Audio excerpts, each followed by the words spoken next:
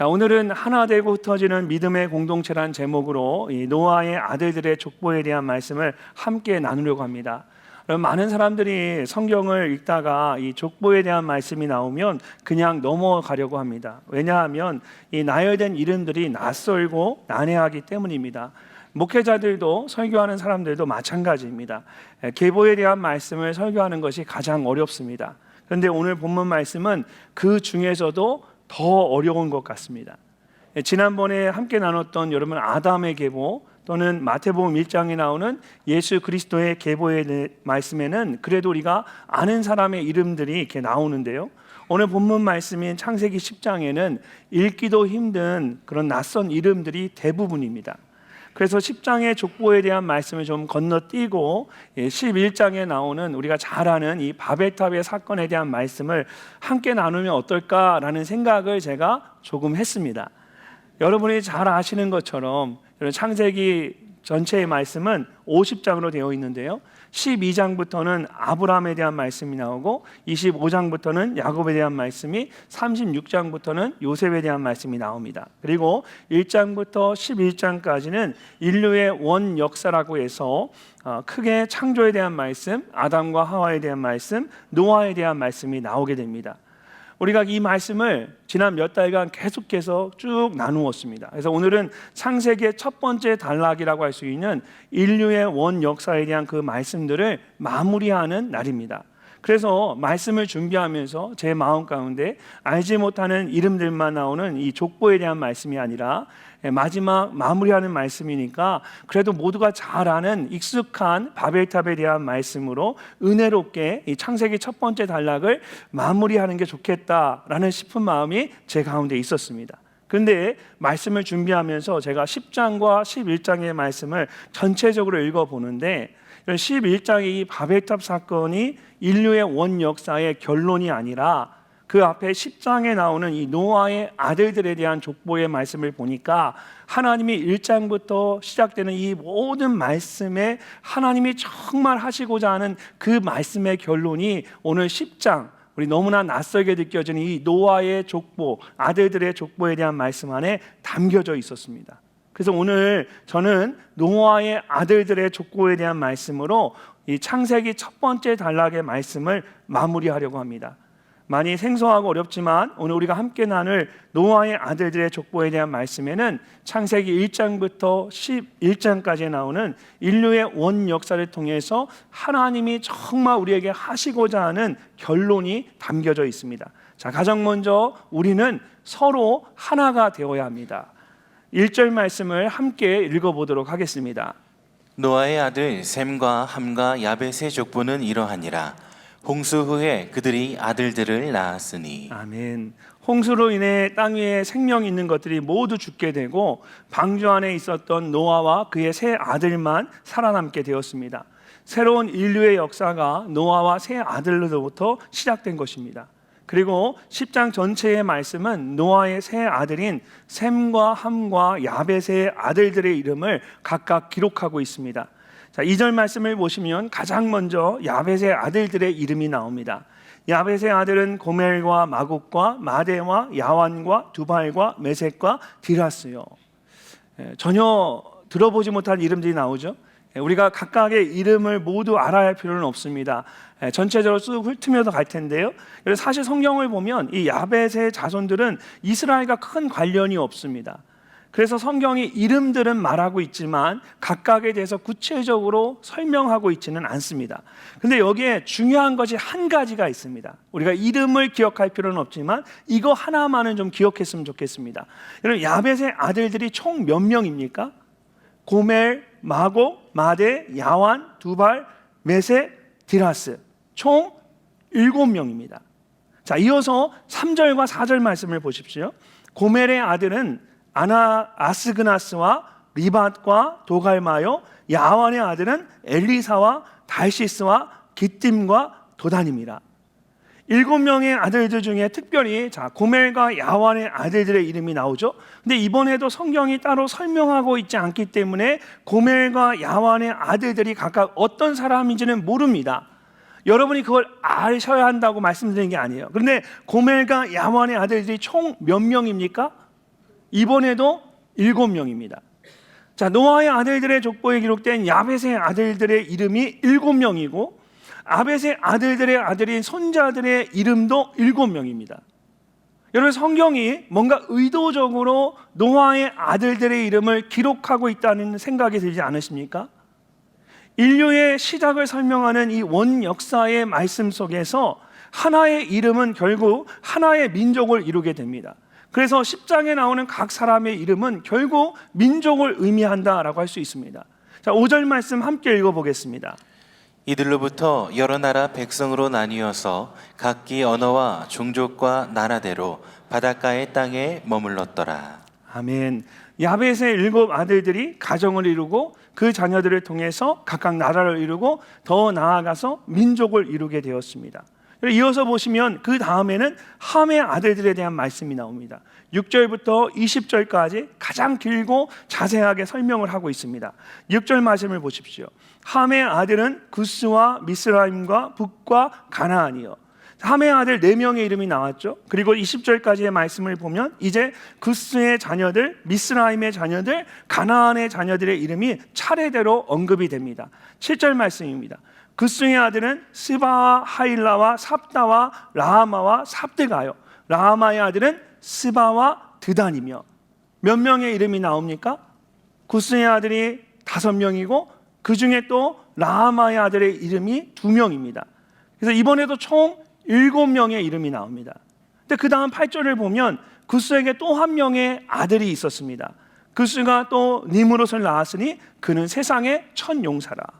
구스의 아들 중에 니므롯은 조금 특별합니다. 세상의 첫 용사라고 한 것처럼 강력한 힘을 가지고 인류의 문명 발생지인 메소포타미아 지역에 제국을 세웠습니다.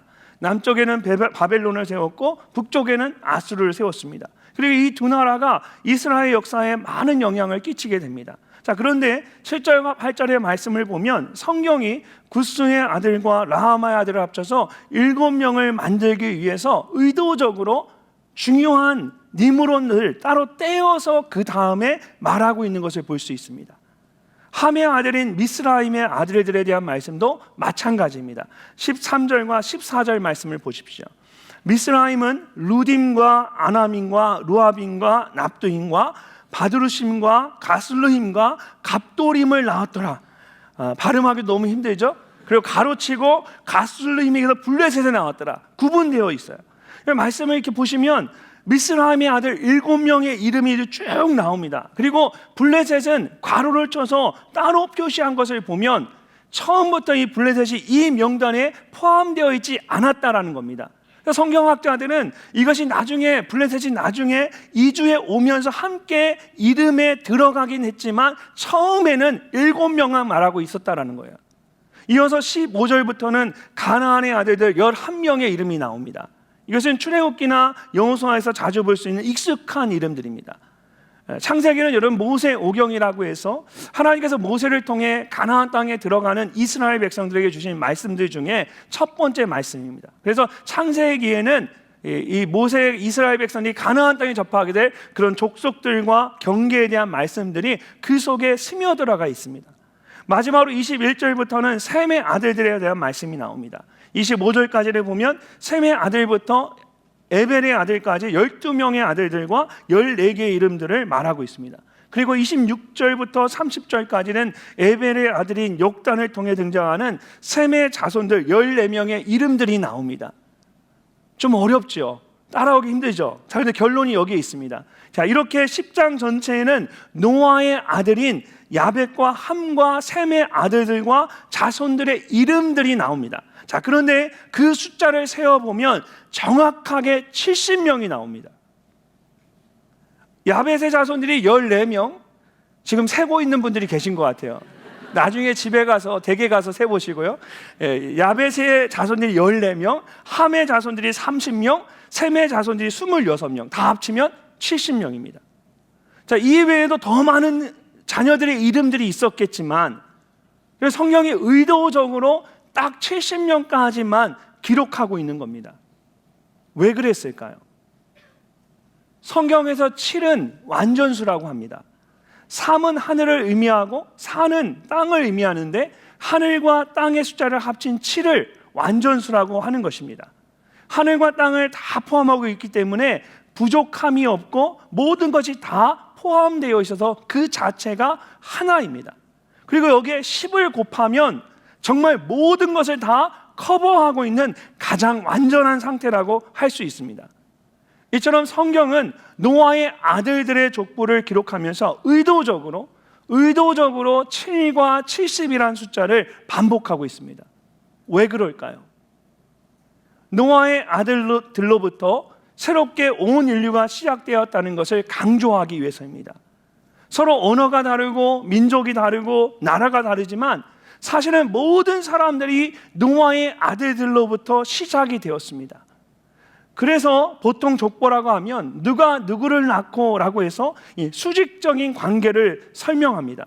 근데 인류의 원 역사를 설명하기 위한 오늘 본문의 노아의 아들들의 족보에는 누가 누구를 낳고라고 하지 않고 누구의 아들이라고 말하면서 이 아들들의 이름을 옆으로 나열합니다. 그러니까 사람과 사람의 이런 수직적인 관계가 아니라 서로 동일하게 연결되어 있는 수평적인 관계를 강조하고 있는 겁니다.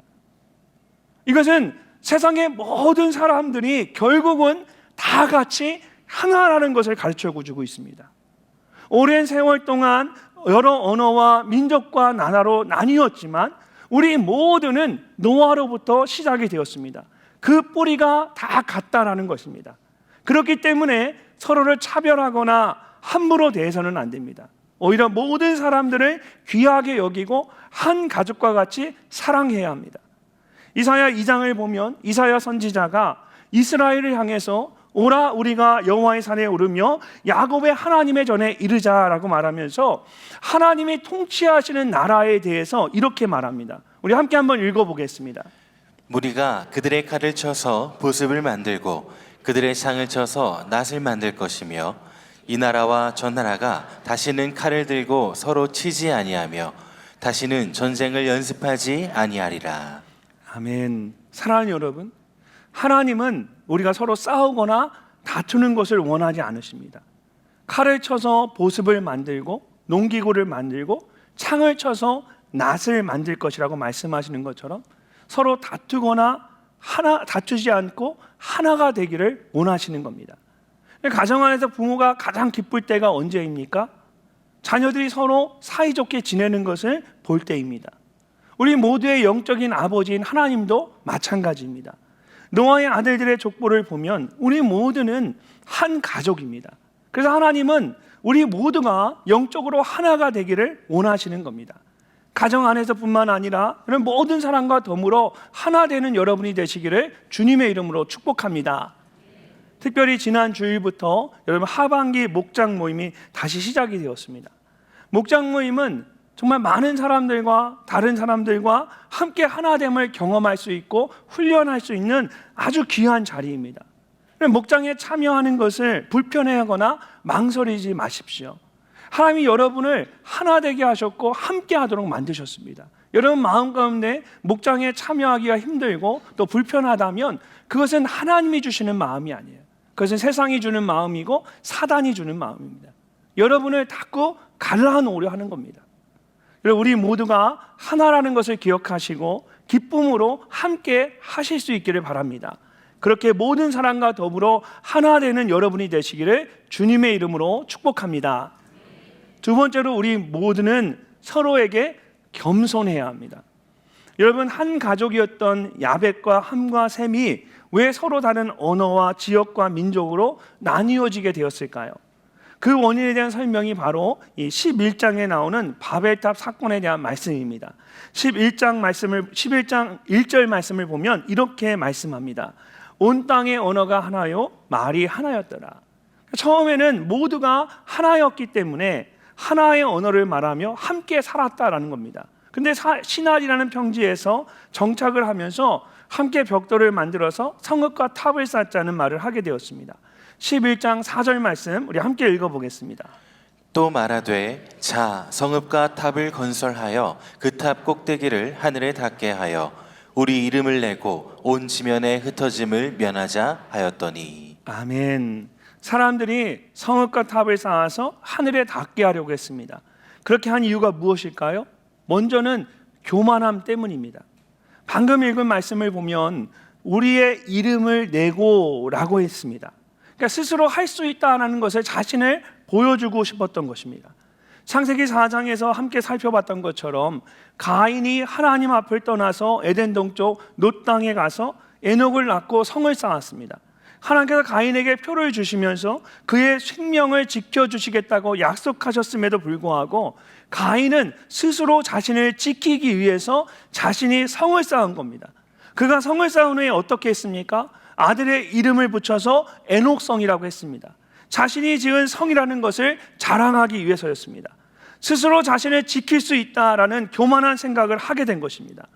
그럼 오늘 말씀에서 노아의 후손들이 함께 모여 하늘에 닿을도록 높은 성읍과 탑을 쌓으려 했던 이유도 똑같습니다. 하나님 대신에 자신들의 이름을 드러내고자 하는 교만함 때문이었습니다. 또한 이것은 불순종 때문입니다. 하나님께서 처음 아담과 하와를 창조하신 후에 생육하고 번성하여 땅 위에 충만하라고 말씀하셨습니다. 9장 1절을 보면 홍수 이후에 노아에게도 똑같은 말씀을 하셨습니다. 하나님이 노아와 그 아들들에게 복을 주시며 그들에게 이르시되 생육하고 번성하여 땅에 충만하라. 하나님은 노아와 그의 자녀들이 생육하고 번성하여 땅 위에 충만하기를 원하셨습니다. 그리고 그렇게 되기 위해서는 그들이 사방으로 흩어져야만 했습니다. 근데 그들이 함께 모여서 성읍과 탑을 지면서 뭐라고 말했습니까? 온 지면에 흩어짐을 면하자라고 했습니다. 그들은 하나님의 뜻과 상관없이 그냥 함께 모여 사는 것이 자신들이 좋았던 겁니다. 그래서 흩어지지 않기 위해서 하늘을 닿을 수 있는 큰 성읍과 탑을 세우려고 했습니다. 하나님께서 하늘과 땅을 나누시면서 그 경계를 정하셨는데 스스로 교만하여서 하나님께서 세우신 질서에 순종하지 않고 하늘과 땅의 경계선을 침범하려고 했던 것입니다. 이처럼 사람의 교만함은 불순종과 연결되게 되어 있습니다. 여러분 5절을 보면 여호와께서 사람들이 건설하는 그 성읍과 탑을 보려고 내려오셨다라고 되어 있습니다. 사람들은 하늘을 닿겠다라고 온 힘을 다해서 높은 성읍과 탑을 쌓아 올렸는데 근데 정작 하나님께서는 그것을 보시기 위해서 직접 내려오셔야만 했습니다. 온 힘을 다했던 사람들의 입장에서 얼마나 허무한 일입니까? 자기들은 할 만큼 했고 하늘에 닿았다고 생각했는데 본인들이 생각했던 그 수준은 하나님이 내려오셔야만 확인할 수 있는 것에 불과했던 겁니다. 고린도전서 1장에서 사도 바울이 하나님의 어리석음은 사람보다 지혜롭고 하나님의 약하심이 사람보다 강하니라고 말한 것처럼 사람이 아무리 지혜롭다 해도 하나님의 어리석음보다 못한 것이고 사람이 아무리 강하다고 해도 하나님의 약함보다 못할 뿐입니다. 그런데도 왜 사람들은 겸손하지 못하고 자꾸만 교만해지는 것일까요? 3절과 4절을 보면 11장 3절과 4절을 보면 사람들이 벽돌을 만들고 성읍과 탑을 건설하면서 반복하는 말이 있습니다. 성경이 기록하고 있는 말이 있어요. 서로 말하되 또 말하되. 그들은 들으려고 하지 않고 계속해서 말만 하려고 했습니다. 교만하기 때문에 자꾸만 말하는 겁니다. 이처럼 사람이 듣지 않고 말만 하려고 하면 결국은 교만해질 수밖에 없습니다. 로마서 10장 17절에서 바울은 믿음은 들음에서 나며 들음은 그리스도의 말씀으로 말미암았느니라고 했습니다. Faith comes from hearing. 우리의 믿음은 들음으로부터 나온다라고 합니다. 그렇기 때문에 우리에게 잘 듣는 거룩한 습관이 있어야 합니다. 특별히 여러분 하나님의 말씀에 귀를 기울여야 합니다. 그래야만 우리가 조금 더 겸손할 수 있고 조금 더 순종하며 살 수가 있습니다. 그래서 야고보서 1장 19절과 20절에서 성경은 우리에게 이렇게 권면하고 있습니다. 우리 함께 한번 읽어보겠습니다. 내 사랑하는 형제들아 너희가 알지니 사람마다 듣기는 속히 하고 말하기는 더디하며 성내기도 더디하라. 사람이 성내는 것이 하나님의 의를 이루지 못함이라. 아멘. 사랑하는 성도 여러분, 하나님께서 우리에게 원하시는 모습이 무엇입니까? 듣기는 속히 하고 말하기는 더디하는 것입니다. 그러므로 우리는 하나님의 말씀에 귀를 기울이고 말하는 것보다 듣는 것에 최선을 다해야만 합니다. 그럴 때에 하나님의 뜻을 이루는 겸손한 믿음의 삶을 살 수가 있습니다. 여러분 모두가 말하기는 더디하고 듣기는 속히 하는 겸손한 사람이 되시기를 주님의 이름으로 축복합니다. 마지막으로 우리 모두는 영적으로 충만해야 합니다. 제가 처음 말씀을 시작할 때에 여러분 창세기 10장에 나오는 이 족보에 대한 말씀을 건너뛰고 11장에 나오는 바벨탑에 대한 말씀을 나누려고 했다라고 했습니다. 근데 10장과 11장의 말씀을 전체적으로 이렇게 살펴보니까 10장은 인류의 새로운 시작과 흩어짐에 대한 말씀이고 11장은 하나였던 그 인류가 흩어지게 된 이유에 대한 말씀이었습니다. 일반적으로 우리가 어떤 사건에 대해 말할 때 어떻게 설명을 합니까? 먼저는 원인이나 이유를 말하고 그 다음에 그것으로 인한 결과를 말하게 됩니다. 근데 창세기 10장과 11장은 이 원인과 결과에 대한 순서가 바뀌었습니다. 하나였던 인류가 흩어졌다는 결과를 먼저 말하고 그 다음에 그렇게 흩어지게 된 이유에 대해서, 원인에 대해서 말하고 있습니다. 그러니까 결과가 원인보다 먼저 나오는 이상한 순서가 되어버린 겁니다. 자, 그렇다면 성경은 왜 이 부분을 이런 흐름으로 기록하고 있는 것일까요? 어떤 사람들은 그냥 우연이라고 말합니다. 또 어떤 사람들은 그냥 중복된 이야기 정도로 간단하게 설명을 합니다. 근데 여러분, 인류의 기원을 설명하면서 사람의 이름을 막 나열하는 것 같지만 7과 70이라는 숫자를 의도적으로 사용한 것처럼 성경은 한치의 오차도 없는 정확한 하나님의 말씀입니다.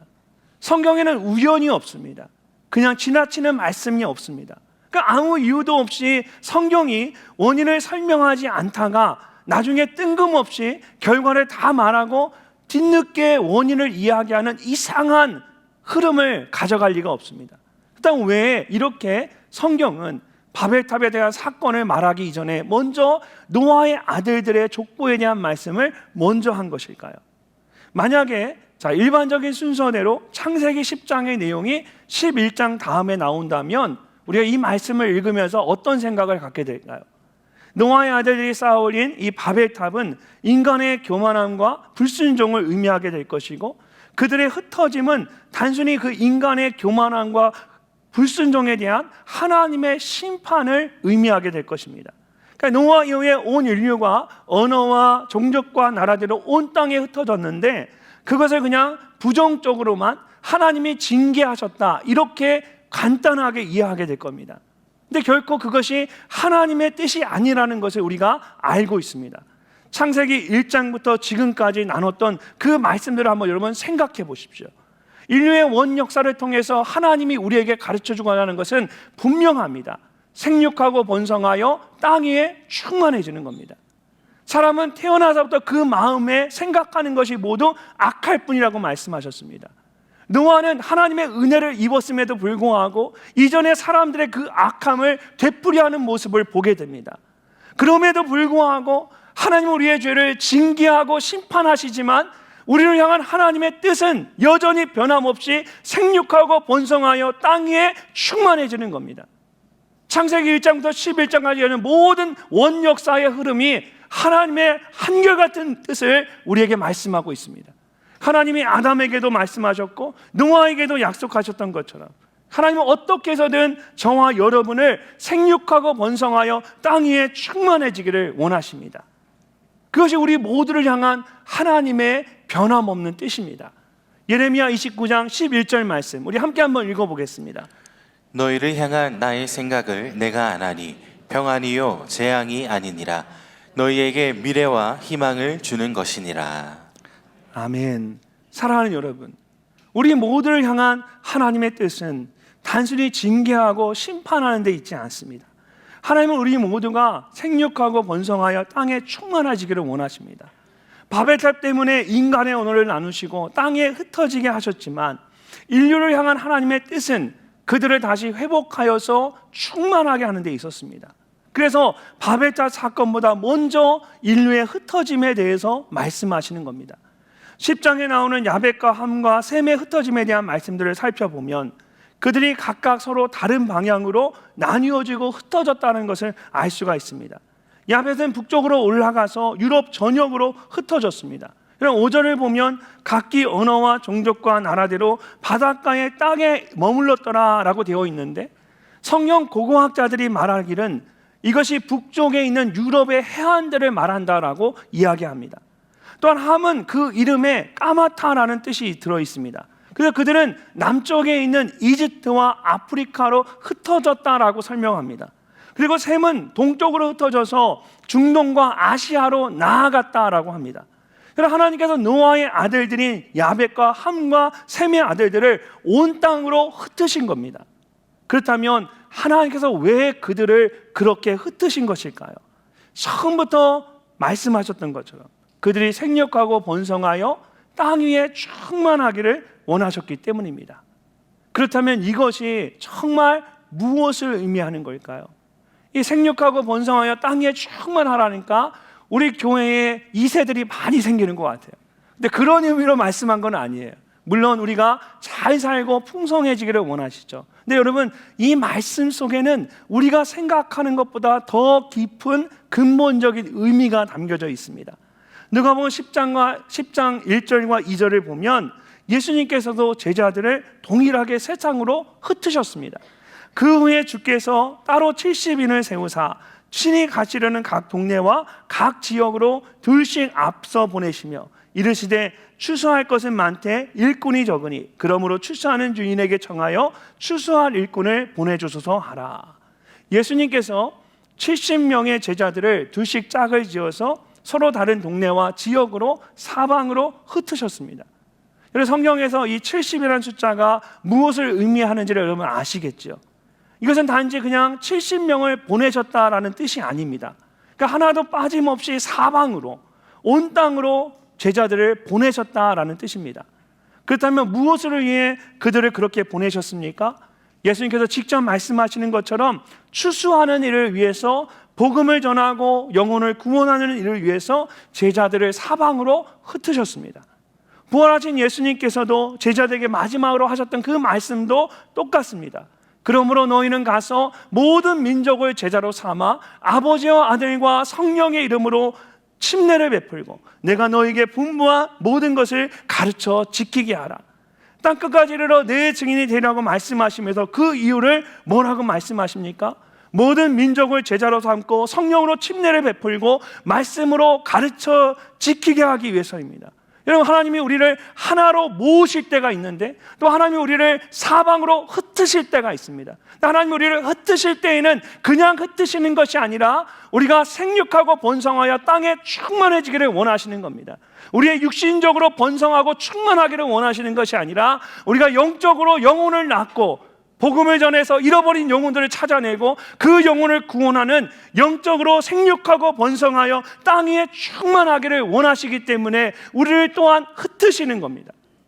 실제로 사도행전 2장 말씀을 보면 하나님께서 야벳과 함과 셈의 아들들을 온 지면에 흩으신 것처럼 예루살렘에 모여있던 초대교회 성도들을 사방으로 흩으셨습니다. 그런데 핍박인 줄만 알았던 그 일을 통해서 예루살렘에만 머물고 있던 그 복음이 예수님께서 말씀하셨던 것처럼 예루살렘과 온 유다와 사마리아와 땅끝까지 전해지게 되었습니다. 우리 하나님께서 우리 늘사랑 공동체에게 너는 복이 될지라는 말씀을 주셨습니다. 그래서 그런지 이상하게도 올해는 유난히 유학이나 직장이나 교환고수 등으로 세계 곳곳으로 떠나시는 분들이 많습니다. 특별히 지난 한두 달 동안은 정말 많은 분들이 떠나셨습니다. 그래서 매 주일마다 이 여러 가정들을 축복하며 떠나보내야만 했습니다. 그런데 떠나는 분들이 다 좋은 분들인 거예요. 여기 남아있는 분도 다 좋은 분이시지만 떠나는 분들도 다 보면 한 분 한 분이 다 목자셔요. 대부분 목자들이 다 떠났어요. 여러분, 목자로 헌신하시기를 바랍니다. 예. 목자들이 다 떠났어요. 근데 제가 가만히 생각해 왜 그런가 생각해 보니까 목자로 열심히 섬기는 분들이기 때문에 학교나 직장에서 성실하고 인정받을 수밖에 없는 거예요. 그러니까 그분들이 또 인정받고 보내지게 되는 거예요. 그래서 감사하기는 한데, 마음으로 제가 감사하긴 한데, 그러면서도 목사인 제 마음에는 또 헤어짐의 아쉬움과 슬픔이 있는 거예요. 너무 아쉬운 거예요. 내가 설교를 잘못했나? 근데 그런데 오늘 말씀을 준비하면서 그런 마음까지 다 내려놨습니다. 우리 모두가 함께 모여서 신앙생활하는 것도 감사한 일이지만, 근데 하나님이 정말 필요로 하실 때에 필요하는 그곳으로 흩어지고 나아갈 수 있는 것도 하나님의 은혜인 줄로 믿습니다. 왜냐하면 그것이 생육하고 번성하여 땅 위에 충만하라는 하나님의 뜻이기 때문입니다. 저는 어쩌면 이것이 우리 교회를 향한 하나님의 사명이라고 생각합니다. 우리 교회는 정말 훌륭한 분들이 많으세요. 그분들을 잘 훈련하여서 하나님의 때에 하나님이 원하시는 곳에 복음을 위해 떠나보내고 파송하고 흘려보내는 것이 우리 늦사랑 공동체가 감당해야 할 중요한 사명이라고 생각합니다. 이번 한 주간도 하나님께서 여러분을 어떤 곳으로 보내실지는 모릅니다. 그것이 해외와 같이 먼 곳이 될 수도 있고, 가정이나 직장과 같이 정말 가까운 곳이 될 수도 있습니다. 하나님께서 여러분이 있는 바로 그곳에서 영적으로 생육하고 번성하여 땅에 충만하기를 원하시는 것입니다. 그렇게 하나님께서 필요로 하시는 그곳에 귀하게 쓰임받는 여러분이 되시기를 주님의 이름으로 축복합니다. 지난 2주간 저는 저희 교단의 해외 선교부 이사님들과 함께 미국에 있는 남침내 교단의 해외 선교부를 방문하고 돌아왔습니다. 저에게는 이 선교와 관련해서 많은 것을 보고 배울 수 있는 좋은 시간이었습니다. 또한 세계 선교를 위해서 어떻게 협력할 것인지를 함께 나누는 귀한 시간이기도 했습니다. 특별히 일정 중에 해외 선교부 본부 건물을 이렇게 투어하는 둘러보는 시간이 있었는데, 마지막에 1층 로비에 있는 사진들을 보여주면서 그 벽에 있는 한 사진을 제가 보게 되었습니다. 그럼 바로 이 사진입니다. 이분은 소리를 듣지 못하는 청각 장애인입니다. 그런데 수어를 통해서 복음을 듣게 되었고 예수님을 믿게 된 후에 침례를 받으셨습니다.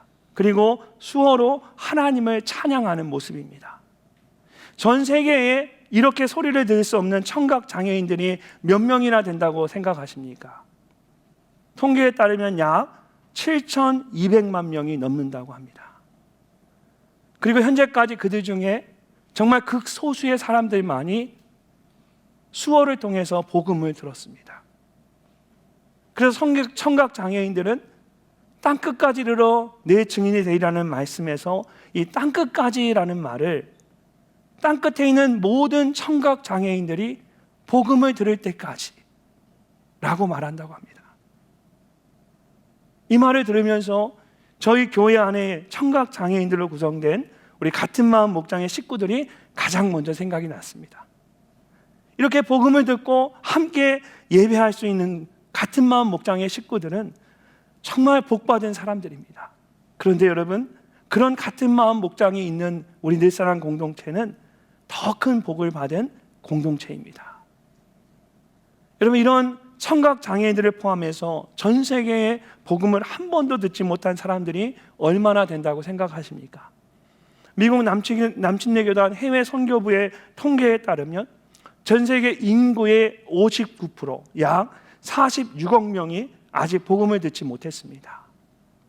그리고 그들이 살고 있는 그 땅이 기독교인이 2% 미만이 되어서 평생 동안 복음을 들을 수 없는 unreached people, 미전도 종족이 3천 종족이 넘는다고 합니다.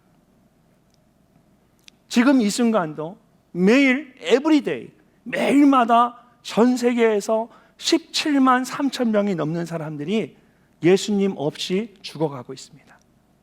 하루하루 죽는 사람들이에요. 예수님 없이 죽어가는 사람들이에요.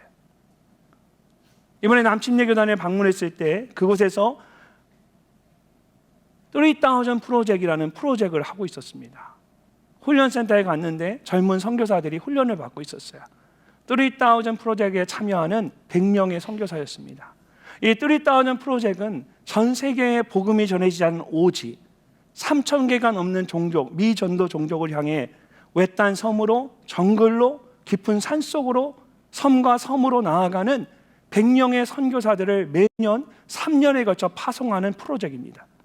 그래서 이 300명을 통해서 오지에 있는 미전도 종족을 발견하고 탐구하고 그들의 문맹률과 그들의 문화와 그들의 상황들을 확인하고 모든 자료를 모으는 30,000 프로젝트를 남침내 교단이 진행하고 있습니다. 저는 이번 미국 방문을 통해서 정말 듣지 않는 청각 장애인들을 끝까지 복음을 전하기 위한 그들의 노력과 또 30,000 프로젝트를 통해서 여전히 복음을 듣지 못한 미전도 종족을 위해 나아가는 젊은이들을 봤습니다.